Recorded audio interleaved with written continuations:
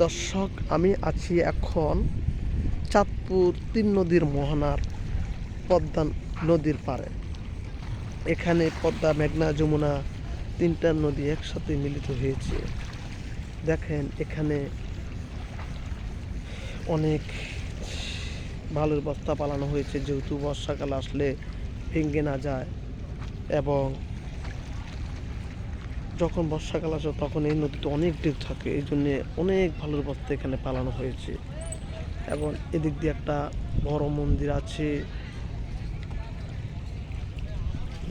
দেখতে পাচ্ছেন আপনারা, এটা অনেক বিশাল নদী। এই নদীর এপারে আমরা, এই পাড়টা চাঁদপুর, আর পশ্চিম পাড়টা যেদিকে আমি আমার ক্যামেরা বন্দি আছে ওই পাড়টা হচ্ছে পশ্চিম পাড়, ওখানে ওই দিকটা হচ্ছে শরীরপুর। এ পুরাটা শরীরপুর, আর এই সাইডটা পূর্ব সাইডটা হচ্ছে চাঁদপুর। আর এই নদীটা এদিক দিয়ে ভোলা, বরিশাল সব লঞ্চ যাতায়াত করে। এবং এই নদী দিয়ে নোয়াখালী, লক্ষ্মীপুর সব জায়গা যাতায়াত করা যায়, এবং বঙ্গোপসাগরও যাতায়াত করা যায়। এবং এই যে আমি ক্যামেরা ধরেছি, এদিক দিয়ে ঢাকা লঞ্চ চলাফেরা করে, অনেক উঁচু বরিশাল বড় বড় লঞ্চগুলা এদিক দিয়ে চলাফেরা করে। দর্শক, আজকে আমি আমার এই ভিডিওতে সংক্ষিপ্ত আকারে আপনাদের এই নদীটার উপস্থাপন করলাম। দর্শক, এখানে ৩ নদীর মোহনা নিয়ে আপনারা অনেক ভিডিওতে অনেক কিছু দেখেছেন বা দেখবেন। ৩ নদীর মোহনায় নদীর যে ঘূর্ণিটা, এই ঘূর্ণিটা অনেক জড়ো হয়ে থাকে।